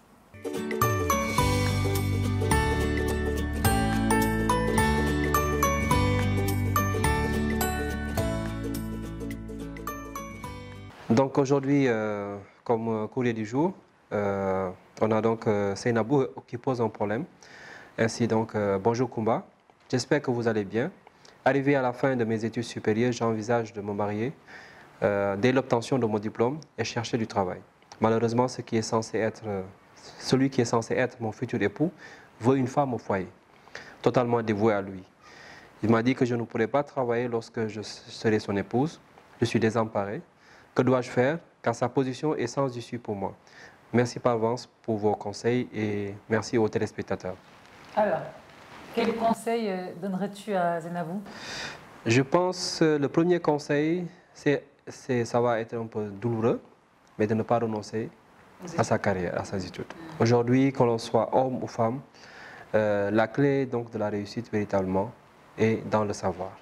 Donc, soit le savoir où on a l'intellect, ou bien le savoir parce qu'on a un métier. Mais il ne faut pas renoncer véritablement. Je pense que l'amour aussi, c'est aussi donc des concessions. Il faut quand même que chacun essaie de s'épanouir. Mais l'un ne doit pas écraser l'autre. En tout cas, le premier conseil que je lui donne, et avec vraiment beaucoup de conviction et de foi, il faut continuer à construire donc sa carrière. Très bien. Mohamed, quel conseil donnerais-tu à Seynabou? La patience. La patience, parce que l'amour c'est bien, mais aussi le futur il faut le construire à bas âge. Donc on ne peut pas être jeune. Et on peut donc jouer avec donc, son avenir. Donc je la conseille de poursuivre les études pour à l'avenir pouvoir gérer donc ses propres business. Parce qu'on peut se marier, mais aussi. Mais comme son mari ne veut pas, son futur mari ne veut pas. Oui, mais d'abord, moi, je la conseille d'étudier. Parce que c'est la meilleure de ne pas se marier? Pas encore. Pas encore. Parce que parfois, on voit des couples, il y a beaucoup de problèmes, c'est à cause de ça. Donc, il faut que son mari aussi le comprenne. Parce que lui, ouais, son fiancé le comprenne vraiment. Parce que ce n'est pas l'amour qui compte, mais il doit lui... C'est pas l'amour qui compte, tu as dit? Pour l'instant. Wow. Pour l'instant, le moment où se situe la jeune fille, il faut qu'il étudie. L'éducation, c'est la base de tout. Bien sûr, l'éducation, c'est la base. Mais quand même, quand tu dis l'amour ne compte pas, c'est pas l'amour qui compte, je pense que c'est même plus violent que le conseil d'Alassane. Ton conseil était doux. Il y a certains moments... les études, c'est normal. Mais c'est lui qui s'applique. Je voudrais dire qu'il y a certains moments dans la vie, on ne peut pas mettre de côté l'émotion, mais il faut voir le chemin qu'on va L'amour, c'est la vie aussi. Il faut voir le chemin qu'on va emprunter pour aboutir dans la vie. Très bien. Hassan, j'aimerais bien prendre ton point de vue et ton conseil pour Seynabou. Je ne vais pas être loquace parce que mes prédécesseurs l'ont dit. Elle doit avoir la patience parce que la vie, ça ne s'arrête pas de l'amour, mais aussi il y a une finalité. La finalité, c'est-à-dire, si tu es marié, tu devais avoir une salaire qui peut prendre en charge de ta famille, mais aussi pour aider de ton mari, parce qu'il y a beaucoup de relations, il y a beaucoup de couples qui sont à la base de l'amour, mais souvent les gens disent ça, mais ce n'est pas ça qui est vrai. Parce que la jeune femme qui est mariée, qui avait ses diplômes, et finalement qui a abandonné ses études pour sa mari, peuvent avoir des regrets douloureux. Ben, surtout s'il y a un divorce après, quoi. Surtout s'il y a une séparation. Donc moi, qu'est-ce que je le conseille? De continuer ses études, mais aussi comme le mariage, ce sont des piliers pour l'islam. Quel que soit Alpha, il doit continuer ses études pour avoir son job, mais aussi il doit se marier. Merci. Elle doit se marier. Alors, le conseil que je donnerais à Seynabou, je pense que Alassane, quand tu as donné ton conseil, tu as dit, bon, c'est peut-être un peu lourd, un peu dur. Pas du tout. Ton conseil, Mohamed, il est très piquant. L'amour, ça ne compte pas. C'est violent, ça. Relevez bien ce qu'il a dit, Mohamed. J'ai aussi dit à un bon moment de la vie. Mon conseil que je donnerais à Zenabou, personnellement, si mon fiancé me dit, ben voilà, je souhaiterais que tu restes à la maison, que tu abandonnes tes études, je vais changer de fiancé, moi. Donc, Zenabou, le conseil que je vais te donner, je pense que c'est, réfléchis bien avec qui tu vas te marier. Quelqu'un qui t'aime ne peut pas te demander d'abandonner tes études, donc de saccager ton avenir, vraiment aux oubliettes. En gros, bah de ne pas avoir d'avenir. Tu vas te marier avec lui, admettons. Moi, je souhaite toujours le bonheur à tout le monde. Hein. Je souhaite la longue vie à tout le monde, même à mes ennemis, et un grand amour à tout le monde. Mais alors, si, et réfléchis bien, un homme te demande carrément de sacrifier ta vie pour lui, et qu'un jour, il te ramène une petite deuxième, une petite troisième, je pense que tu vas regretter d'avoir lâché tes études et de ne pas avoir su en fait, t'épanouir et avancer et de créer ton propre avenir. Alors, on ne peut pas donner sa vie, son avenir à un individu, sachant qu'on ne connaît pas l'avenir, on ne connaît pas la suite. Le divorce peut arriver, la mésentente peut arriver, et tu vas ressentir forcément cette frustration de ne pas être accomplie en tant que femme d'ailleurs. Alors, c'est le conseil que je vais te donner, déjà une grande réflexion, et honnêtement, un homme qui demande à une autre, à sa future, de laisser ses études aujourd'hui en 2021, ben, je pense que c'est très grave quand même. Donc voilà, bon moi, pour être radical, abandonne, ne te marie même pas avec lui, change de fiancé. Je pense que ce n'est pas pour toi. C'est vraiment le conseil que je te donne. Réfléchis bien. Tu es une personne avec un avenir devant toi, un grand avenir. Je pense qu'il est plutôt préférable de rester dans ses études et d'avoir quelqu'un qui va te soutenir dans tes études, qui va t'accompagner dans tes études et pas qui va te dire non, Zenabou, si on se marie, basta, c'est fini. Très bien, Zenabou, j'espère que tu as bien entendu nos conseils. Celui d'Alassane. Mohamed, patience. Mais pour la patience, pourquoi pas? Mais une vie sans amour, bah, ce n'est pas une vie. Et aussi Hassan, bon, qui a mis aussi le doigt dessus, hein, qui a dit non, il faut quand même continuer d'étudier, mais qui a parlé de l'islam. Hein, on doit se marier dans l'islam. Hein. D'ailleurs, Allah a dit mariez-vous jeune, mariez-vous tôt. Alors, on va rebondir sur le sujet qui t'amène sur le plateau de Courrier du Cœur, les problématiques des étudiants. Oui, les problématiques, toujours, on va continuer. Je voudrais que vous nous parlez un peu des problèmes médicaux à l'université. Oui, merci beaucoup. Je pense qu'on le dit et on le réitère toujours parce qu'on a constaté que dans nos locaux, il y a un manque de médicaments, il y a un manque de matériel sanitaire, mais aussi il y a un nouveau service médical qui est construit, mais nous voulons l'équipement tout de suite parce que les étudiants, parfois avec le changement de salaire, les étudiants sont trop vulnérables pour atteindre des maladies.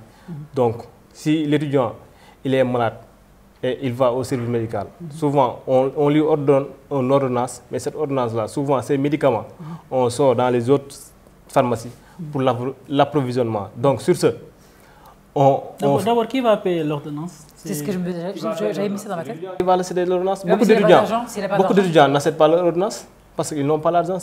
L'étudiant qui n'est pas en mesure d'acheter ses cours, l'étudiant qui n'est pas en mesure de payer sa chambre, cet étudiant-là, je ne pense pas qu'il va acheter une ordonnance pour sa santé. Donc, on dit à l'autorité interne et externe pour qu'il nous puisse donner la latitude de nous équiper nos services médicaux, mais aussi de nous équiper nos pharmacies. Est-ce qu'il y a suffisamment d'ambulances là-bas? Les ambulances, je pense qu'il y a 2 ambulances environ. Parce que dans les grèves, pour toute l'université, parce que dans les grèves, 100 000 étudiants approximativement. Parce que dans les grèves, c'est 2 ambulances qui vont nous secourir, mais aussi il y a un lot du Croix-Rouge qui nous accompagne là-bas. Et quelles est donc aussi donc les pistes selon vous? Qu'est-ce qu'il faut? Parce que vous avez aussi donc des étudiants qui sont aussi donc pratiquement des médecins. Vous avez la faculté donc de médecine qui est là-bas. Est-ce qu'il n'y a pas la possibilité aussi de les mettre aussi donc qu'ils puissent participer à la prise en charge sanitaire? Je ne sais pas si c'est le niveau autorisé, ça. Oui, parce que... Oui, mais arrivé à un certain niveau, ils peuvent quand même participer un peu à la prévention. À la prévention de certaines pathologies. Déjà, donc, quand il y a donc les visites médicales, et il y a aussi la pharmacie nationale d'approvisionnement. Je pense qu'il faudrait aussi réfléchir, bien discuter avec les autorités, comment mettre en place un système de prise en charge. Par exemple, si vous avez donc une ordonnance, qu'il y ait une partie qui est payée, par exemple, par l'université, par le service social, supposons, et l'autre partie, donc, à la charge, par exemple, de l'étudiant. Et ça pourrait peut-être aider un peu parce que la bourse ou la demi-bourse, ce n'est pas suffisant. Mais s'il y a un accompagnement, ça aurait été une prise en charge totale. Voilà. Ou bien peut-être de voir parce que la bourse, elle est déjà faible, je trouve. Ou bien, je ne sais pas, de motiver le ministère de la Santé pour prendre part aussi donc, à cette prise en charge sanitaire. Parce que la santé, pour tous les étudiants. Je pense que l'autorité devait faire subventionner les ordonnances des étudiants. Parce que si à l'université, la pharmacie est là-bas, je pense que si la pharmacie a des médicaments, ces médicaments-là, on doit les subventionner. Si l'étudiant a une subvention de 90% de son ordonnance, je pense qu'il pourrait assister le reste. Donc, cette question, je pense que c'est la question du directeur du COUD ou bien c'est le ministre de l'enseignement supérieur. Est-ce que vous l'avez intégré dans votre plateforme revendicative, cette prise en charge sanitaire? Si, dans nos revendications, avant nos manifestations, on avait sorti un communiqué en alertant l'autorité parce que ces derniers temps-là, on a constaté qu'avec le grippe, beaucoup d'étudiants sont atteints par les maladies, mais souvent, la majeure partie, ils ne parviennent pas à assister à leur ordonnance. Mais souvent, l'autorité minimise la pensée de l'étudiant. C'est ça qui amène beaucoup de problèmes. Si l'autorité nous écoute, il n'y aura pas de problème. Parce que nous sommes des responsables. Le problème principal, c'est le gouvernement. C'est le gouvernement. Nous sommes des responsables. Nous sommes conscients de l'avenir de ce pays. Donc, si l'autorité nous écoute, je pense qu'il n'y aura pas de problème. Nous, les délégués, nous sommes là au service exclusif de l'étudiant. Mais si l'autorité ne nous accompagne pas, si l'autorité ne nous écoute pas, je pense qu'il y aura toujours des problèmes. Alors, on va adoucir un petit peu tous ces problèmes avec un tout petit peu d'amour sur le plateau de Corée du Cœur. On va passer tout de suite à la rubrique Time for Love. C'est tout de suite.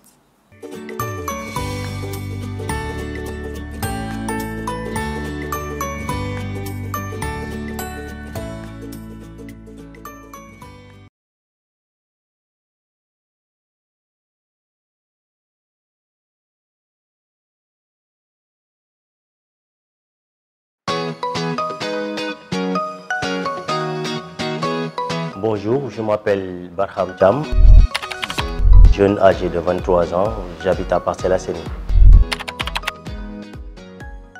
Mon style de femme, j'adore celles qui sont au moins calmes, douces et voilà quoi, qui ont une sens de compréhension en fait.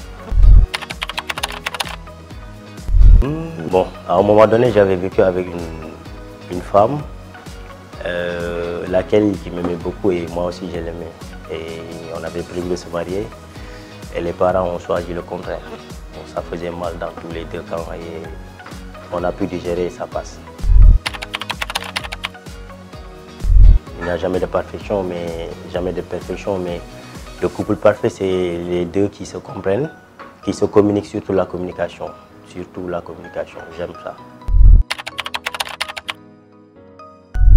Femme parfaite, pour moi, ça n'existe pas, juste d'être idéal. L'idéal, je veux dire par là, le sens encore de la compréhension. Quand une femme est soumise à son partenaire et qu'elle la comprenne, voilà, je pense que c'est deux pour faire un bon couple. Absolument, je crois au mariage. Le rêve de tout un chacun parmi les hommes. Rêver d'avoir une famille et des enfants, c'est un joie de vivre pour moi. La pire des femmes pour moi, c'est celle qui n'écoute jamais. Pour moi, c'est celle qui n'écoute jamais, celle qui n'obéit jamais aussi. Qui prend ses propres initiatives sans consulter qui que ce soit et pour moi, ça, c'est pas une bonne habitude. Bon, je suis fidèle, je peux dire, ça dépend de la personne que je trouverai. Le bonheur, en fait. Tout le monde cherche le bonheur en amour.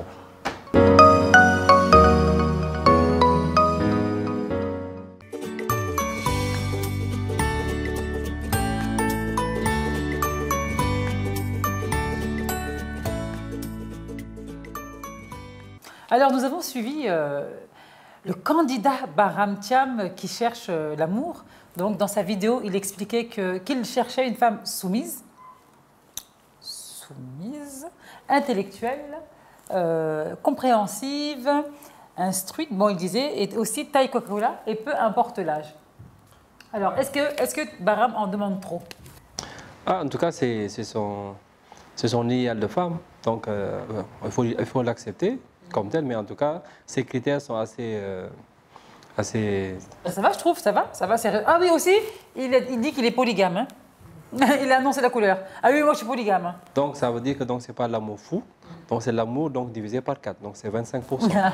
donc, par rapport à l'âge, s'il prend une première femme qui est, supposons, plus âgée que lui, donc il a le choix après de prendre encore 2, 3, jusqu'à 4. Mais donc, est-ce qu'il en demande trop? Il en demande trop en tout cas. Par rapport aux critères? Par rapport aux critères, oui. Parce que si véritablement c'est son idéal de femme, il devrait être normalement monogame. Parce que voilà, donc avec tous ces critères, la douceur, donc instruction, tout. L'âge, pour lui, l'âge peu importe. Mais il a aussi souligné taille Coca-Cola. Hein. Physique, taille Coca-Cola. Oui, bon, le physique, je pense que le physique... Pour moi, de toute façon, c'est important, ça, je ne blague même pas avec ça. On ne peut pas faire semblant, non, je le prends lui, or qu'il est moche, gros, sans cheveux, jamais. Non, le physique est important, c'est vrai. Le physique est important, surtout donc, pour les hommes, le physique est très important. Maintenant, ce sont les critères de beauté.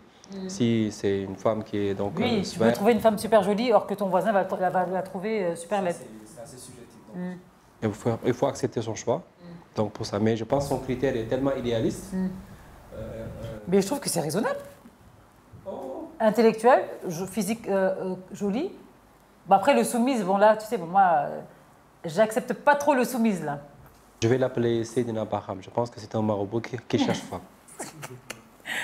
Bon, Matt. En tout cas, il a donné son choix, mais je vois que c'est très difficile de trouver tous ses caractères aujourd'hui. Non, mais attends, il a beaucoup demandé. Oui, il a beaucoup demandé. Non.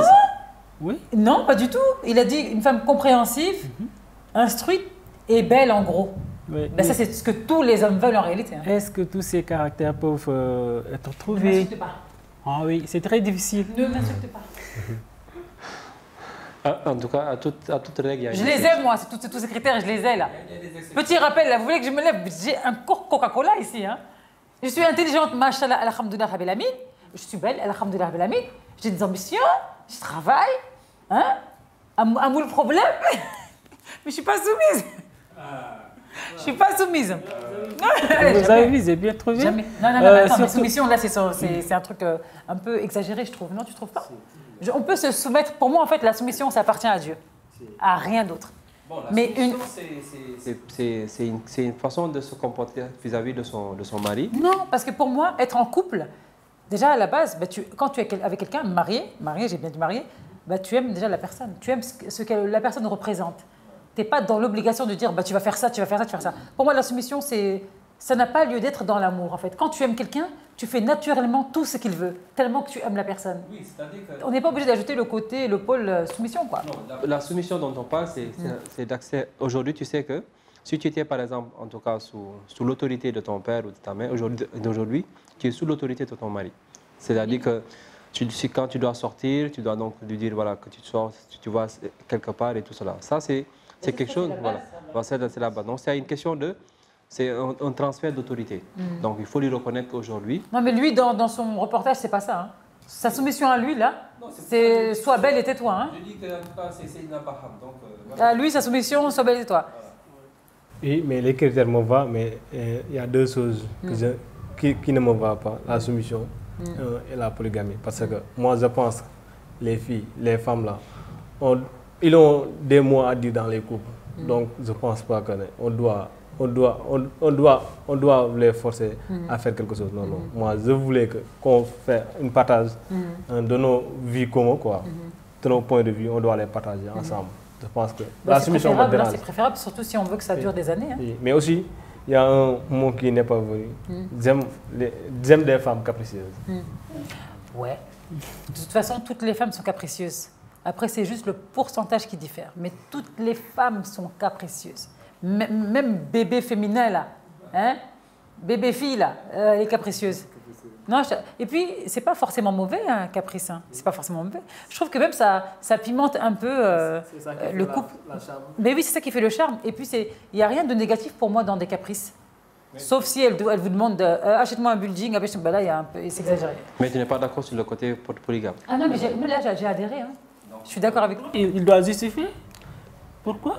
Pourquoi? Parce que dans cette vie-là, si difficile, si cruelle, je ne pense pas que l'essentiel, c'est de prendre en charge ta femme et ta famille, mais pas de regrouper beaucoup de personnes dans une famille, toujours des querelles par-ci, par-là. Tu trouves qu'il fuit les responsables? Ah oui, tu trouves que la vie est cruelle? Si, trop même. C'est dingue de penser ça, la vie n'est pas cruelle. C'est dur, mais je parle avec toutes mes expériences négatives là, de souffrance, mais je ne vais pas dire que la vie est cruelle. Mais donc, tu as dû souffrir pour dire que la vie est cruelle? Non, quand j'ai dit que la vie est cruelle, j'ai fait allusion que les problèmes que nous pouvons avoir dans les couples. Parce que si tu as une femme, deux femmes, trois femmes, les intentions, les comportements ne sont pas les mêmes. Avec les co-épouses. Oui, chacune a son propre humeur. Donc, si tu n'es pas à la hauteur... avec une, alors avec trois, c'est ça que tu veux dire? De canaliser tes femmes-là dans leur humeur, je pense que tu auras un sérieux problème. Oui, il y a des hommes dépressifs. Ma famille des marabouts, donc il dit que je veux avoir... Lui, Bahram, ils sont capables de prendre plusieurs femmes. Lui, il a fait son choix. Il a dit, je veux avoir une femme, comme on dit, moi, en tant que marabout, une femme douce, soumise. Voilà. Donc, c'est son choix. Voilà, donc, voilà. Non, mais nous, on a donné chacun notre point de vue. Alors, on va retourner, si vous voulez bien, à notre sujet du jour, hein, la problématique des étudiants. En tout cas, après donc, tout ce qui a été dit donc, sur ce plateau, c'est vraiment un souhait. C'est vraiment un souhait qu'on arrive à une année sans grève véritablement. Qu'on arrive un peu à changer véritablement la perception que les Sénégalais ont en fait de l'université Cheikh Anta Diop particulièrement, parce que c'est la maison mère. C'est la maison mère. Donc si on arrive véritablement à une année vraiment donc pacifique, ou bien pacifier l'environnement donc universitaire, déjà avec le campus social, ce qui a été fait en tout cas par le nouveau directeur du COUD, donc vraiment que nous connaissons aussi donc sur d'autres attitudes vraiment républicaines, je pense qu'il ne méritait pas que, après avoir été ovationné dans le campus, quelques jours après, qu'on fasse un peu ces sorties-là. Je pense qu'il faut qu'il y ait une certaine de solidarité. L'université, c'est comme une maison. C'est comme une maison. Il faut la considérer comme une maison. Donc s'il y a le gaz qui a fini, on va acheter le gaz. Il faut qu'on sache véritablement où situer les responsabilités. Et si on n'arrive pas à s'identifier à l'université Cheikh Anta Diop de Dakar, véritablement il y a problème. Parce que c'est vraiment donc la crème de la crème donc des cerveaux du Sénégal qui sortent de cette université-là. Après, on a eu donc l'université de Gaston Berger qui est née, mais c'est particulièrement des doctorants de l'université de Dakar qui sont allés là-bas enseigner. Et donc d'autres aussi. L'université de Bambey aussi, donc c'est aussi donc des professeurs de spécialité qui sont j'en profite pour saluer le professeur Moussa Taye, qui est un des éminents spécialistes aujourd'hui dans le secteur des énergies renouvelables au Sénégal. Et je pense qu'on a le génie sénégalais. Il ne faut pas qu'on se fasse un peu moquer au niveau donc de la sous-région. Et j'ai eu la chance de rencontrer d'autres professeurs qui ont été pris donc, au niveau de la sous-région, qui comme consultants sur des problématiques véritablement d'État. Et ce sont des professeurs d'université. C'est des professeurs, c'est des magistrats. C'est vraiment donc le génie sénégalais. Et je pense que vous avez une responsabilité pour véritablement changer le mode de lutte. Ça, véritablement, c'est un appel du cœur, parce que c'est vraiment un pincement du cœur quand on voit 99, lorsque je quittais l'université de Dakar, le couloir de la mort, je ne pouvais pas m'imaginer avec des fleurs. Donc ça, c'est déjà quelque chose. Il y a une évolution, il y a un changement de confort. Donc, essayer de préserver les acquis. Des problèmes, il y en aura, c'est sûr, mais essayer un peu de préserver les acquis et de discuter donc véritablement les autorités. Donc, ça, c'est vraiment un appel du cœur. Donc, je suis fier d'avoir été à l'université Cheikh Anta Diop. Donc, j'en profite aussi pour saluer et remercier donc, les professeurs qui m'ont enseigné, tous mes amis du département d'allemand. Donc, aujourd'hui, comme l'histoire nous a donné raison, nous avons été là-bas aussi, donc on a lutté comme vous, hein. On a fait la grève, nous étions à la chambre 123 AI, le 111 I, on a jeté donc des lacrymogènes. Et donc il faut aussi défendre les franchises universitaires. Donc c'est vraiment un appel du cœur, donc essayez un peu de changer le mode de lutte. Mohamed, un dernier point. Oui, je pense que pour trouver les solutions, comme ils l'ont bien souligné, il faut d'abord une communication entre les deux acteurs. Donc les deux acteurs, ce sont les étudiants et l'État, les gouvernants, surtout le ministre tutelle de l'Éducation. Vraiment, il faut qu'ils prêtent l'oreille au niveau des étudiants parce que les revendications sont là, ils sont clairs et nets. Pourquoi pas ne pas accueillir les étudiants? Ils se sont formés en amicale. Pourquoi pas inviter les dirigeants des amicales, leur parler de leur envie, qu'est-ce qu'ils veulent faire de l'université? Si ça se fait, je pense qu'il n'y aura pas de problème. Donc voilà, c'est ça la seule solution pour moi. Oui, je pense que vous ne m'avez pas saisi dans mon première allocution parce que je vous ai dit que nous les étudiants, nous ne sommes pas violents. Nous les étudiants, nous proposons souvent des discussions à l'autorité, mais l'autorité minimise la pensée de l'étudiant. Et c'est ça qui n'est pas normal. Parce que on avait fait des revendications. Parce que cette année-ci, on a noté que les bourses sociales et les bourses pédagogiques, il n'y a pas beaucoup d'étudiants qui n'ont pas ces bourses. Et aussi, nous faisons l'appel à l'autorité pour la redistribution des bourses. Parce que les quotas des bourses, on doit les revoir. Parce qu'un étudiant, un nouveau bachelier qui est à l'université, un primo-entrant, qui est trop vulnérable, qui doit acheter un cours, qui doit acheter des tickets. Cet étudiant-là, s'il ne parvient pas à avoir une bourse sociale ou pédagogique, cet étudiant-là, je ne pense pas qu'il va évoluer dans les conditions. Parce que si tu as quitté ta famille, si tu viens à Dakar, si tu n'as pas une famille d'accueil, si tu n'as pas des amis, je pense que tu auras sérieux problèmes pour réussir des études. Pour réussir ces études, aussi, on fait l'appel au ministre du tutelle. Parce que les étudiants, les nouveaux bacheliers qui doivent venir, devaient normalement avoir une bourse pédagogique, ou bien sociale, ou bien une aide. Parce que cette année-ci, il y a des orphelins de pères et de mères qui n'ont aucune bourse. Et ça, ce n'est pas normal. Parce que ces orphelins-là, c'est cette année qu'on a vu ça. Parce que les années passées, les orphelins, si tu es inscrit, tu dois avoir une bourse sociale. Si tu n'as pas une bourse sociale, tu auras une aide forcément. Mais cette année-ci, on a vu que les critères d'attribution des bourses ne sont pas respectés. Donc, on fait allusion au ministre du tutelle pour qu'il nous apporte des changements sur ça, mais pour qu'il nous apporte des informations sur ça. Mais aussi également, on va parler du côté pédagogique, parce que dans nos amphithéâtres, parfois les profs ne respectent pas les cantons horaires, mais parfois les profs font ce qu'ils veulent, ils nous bâclent les cours pour terminer leur semestre. Mais aussi timide, ce qu'on appelle au président Macky Sall, il avait posé un PR 2015 jusqu'à présent dans nos laboratoires. On dit que la faculté des sciences, c'est une faculté alliée de la technique et de la science.